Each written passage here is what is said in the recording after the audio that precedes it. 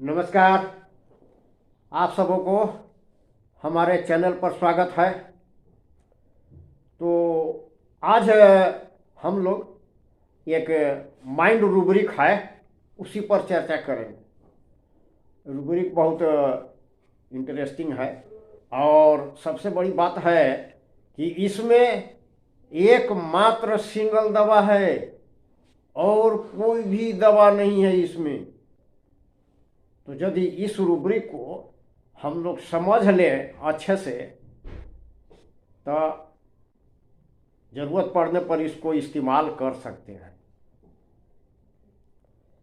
तो वो रूब्रिक है mind delusions money sewed up in clothing is, यही रूब्रिक है। और इसमें एकमात्र दवा है कैलिब्रोम। कैलिब्रोम एकमात्र दवा है और कोई भी दवा नहीं है इसमें। तो सोच लीजिए कि यह रूब्रिक कैलिब्रोम के लिए कितना इम्पोर्टेंट रूब्रिक है।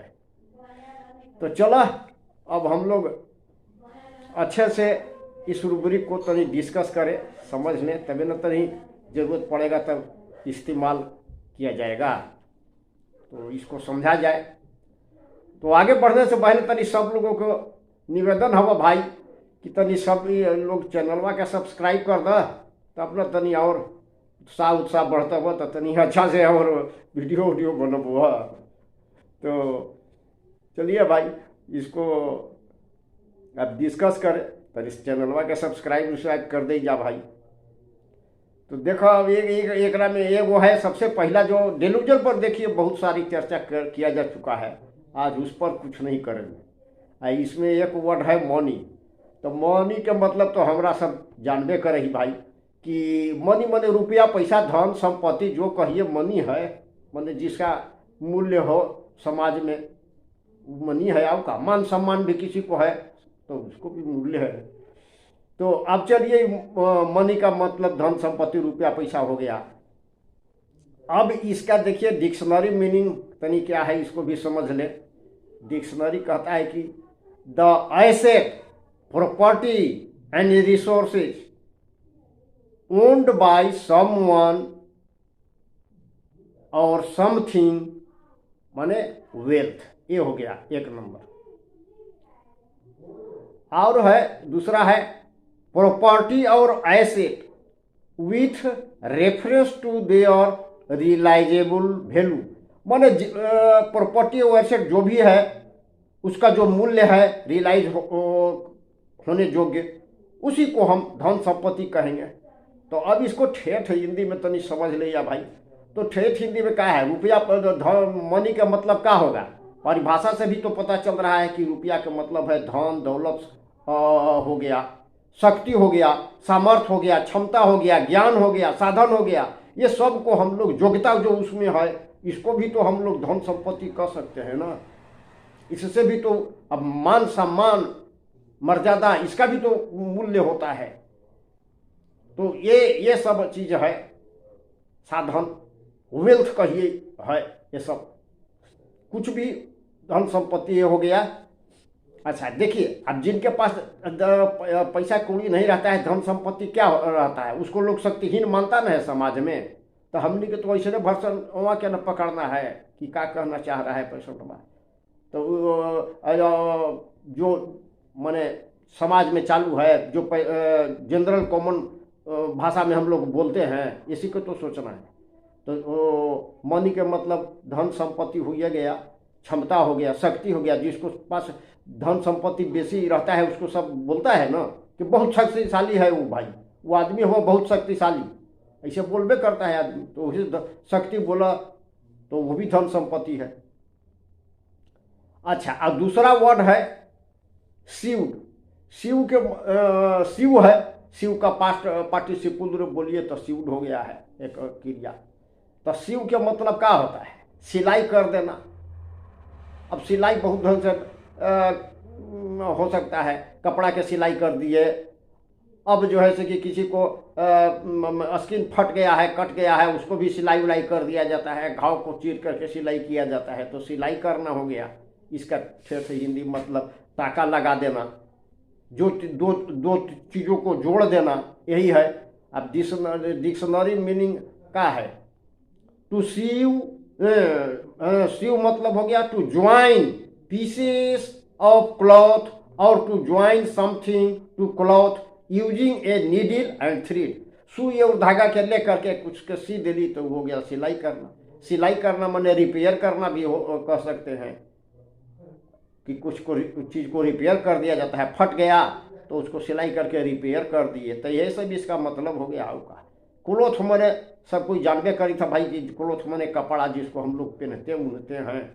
तो अब इसका ठेठ इसको शाब्दिक अर्थ क्या हो गया, ये रूबरिक वाक्य हो गया कि जो मनी जो है, जो पैसा कौड़ी जो है से सब उसका जो है कि का है तो सिलाई किया हुआ है, सिलाई करके सिलाई किया हुआ है, यही तो इसका मतलब हुआ, माने शाब्दिक अर्थ हुआ।